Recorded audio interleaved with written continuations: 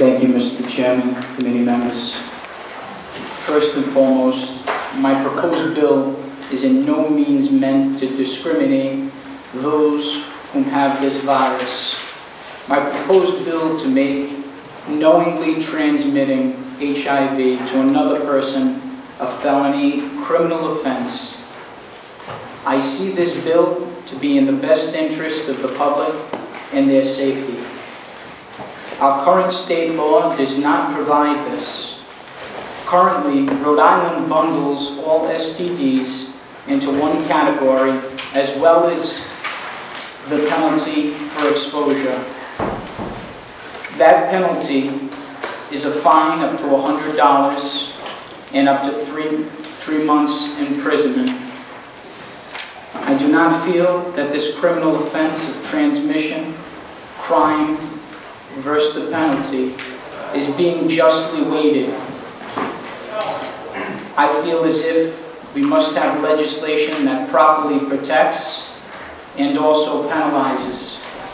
Ultimately, the judge will decide on the newfound evidence that he will have before him, but in my bill, I put forth a sentence up to 15 years and a $5,000 fine for both.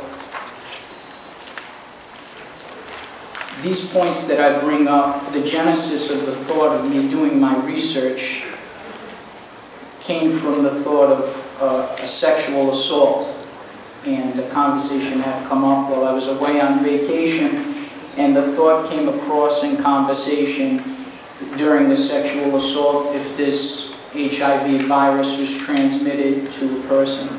And it brought my attention to, is there any legal repercussions in addition to this type of assault? And in my research, which brought me back to our current state law, bundled all of the sexually transmitted diseases together. While all sexually transmitted diseases are bad in their own right, I didn't feel as if HIV should be bundled in that situation and categorized and penalized the same way. So my proposed bill separates from the sexually transmitted diseases. And while I opened up the thought of the sexual assault and sentence enhancement to that, I wanted to put together something looking at other states that are doing this. There are 35 other states that are doing this and recognize this as a criminal offense in severity. The breakdown that I had was that if you knowingly engage in sexual intercourse without informing, you knowingly commit an act of prostitution, you knowingly sell or donate blood products, semen, tissue, or organs, you knowingly share needles, and as I said before, the genesis of my research, forcibly engaging in sexual intercourse without consent, and that would be in the consideration of rape and sexual assault. And I had put forth thought that the person would receive a sentence enhancement up to 3 years in prison for each violation. I thank you for your time and your consideration listening to my bill proposal. Thank you, Representative. Any questions for Representative Navarro?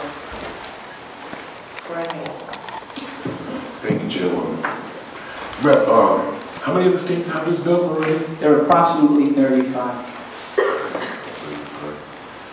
And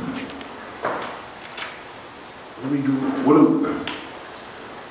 do we do about those folks that don't know that they have HIV? What do you do? Correct. This is a very small percentage, and I've had many conversations since the submission of the bill, because you knowingly have to have it. So you actually have that intent by not disclosing if you're tested and you knowingly have it. That's why the percentage isn't if you have no knowledge of it and you go and you donate blood. And there is no possible way that you could be criminalized as an offense to that because you don't have knowledge of it.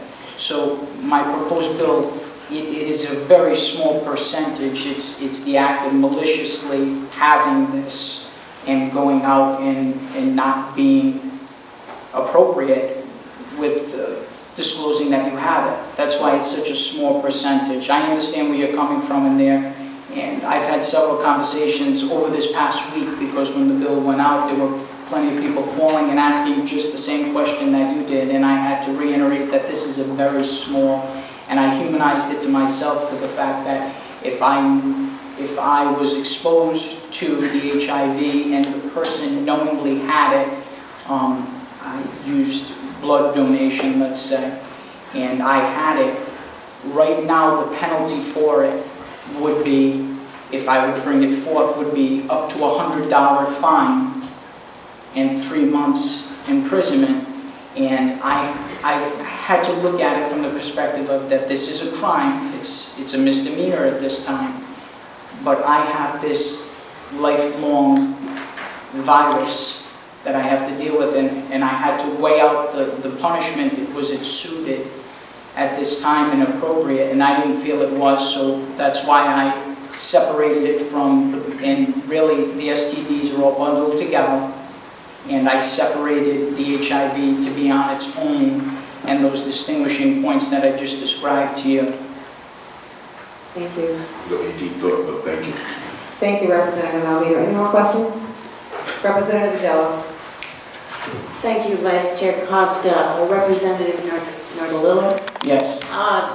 You mentioned 35 other states have this law.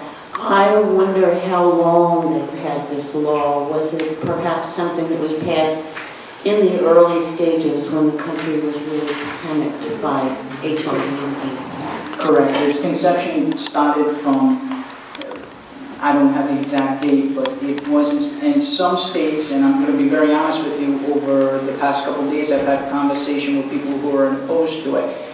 There are certain states that are revisiting the law. They feel that the law might have been a bit harsh. While in agreement and understanding that every state treats things differently, I'm thinking solely about our state and our current state law. Is it appropriate for a person to go to court and the judge to hand a sentence of $100 fine for that small percentage, Rep, I'm talking about? It's not a large scale. I'm not... Thank you. Thank you. Would you do some research for me, if not for all of the committee, and find out dates when the 35 states passed the legislation, and if any has done it in the last 5 years or so? I will do so. Thank you. Thank you, Representative Jello. Any more questions? Yeah, right. Representative Almeida. Thank you, Madam Chair. Not a question, just a comment.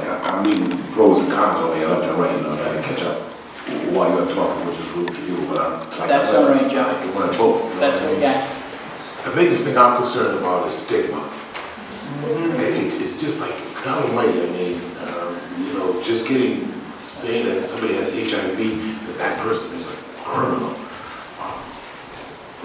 I'm not putting those words in your mouth. I'm putting those words in my head. And the way in which the media and the so-called, everybody's supposed to go out with public addressment of this HIV issue, AIDS, it always gets twisted. Trust me, the TV don't show everything. But the fact is that's what I'm concerned about. The stigma, this person is an automatic criminal. Now what? So I just ask you to think about that while you do it. Rep, I understand that, and I've taken that into consideration. It's not the person, it's the act of the transmission, knowing you have it and not disclosing it.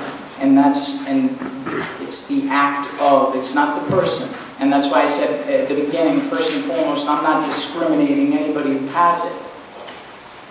It's the act of knowingly having it, and I told you it's a small percentage that exposing somebody else to it, you knowingly have it, and not disclosing it to them.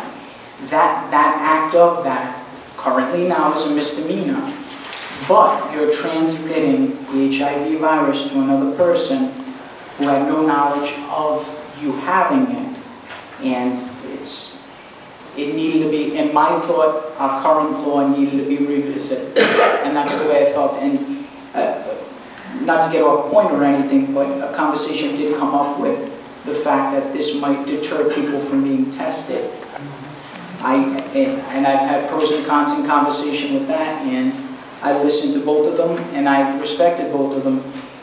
But it brings it back to if you have it, okay? And that's what this conversation is. It's not about deterring someone from being tested. It's not about having it and discriminating the person, which those are not even in the conversation I'm having. If you have it and you expose somebody to it and you didn't disclose that you had it, I don't think our current law is suitable for the penalty. And as our verbal table tennis goes back and forth right here, right now, I understand exactly what you're trying to do, but even the stigma of this bill hurts. I mean, that being the case, the first thing you do when you look at Magic Johnson, everybody's going to think HIV/AIDS, but the guy was great at what he did and all the things that he's doing. But he's going to be stuck, and anybody else is going to be, I'm just stuck with this word stigma and the fact of being a criminal. It's just a thought that I respect your opinion on that, but keep in mind it's the act of it's just those few words that you have the HIV virus and you're being appropriate about saying you do. Thank you. Thank you, Representative Almeida. Any more questions, Representative?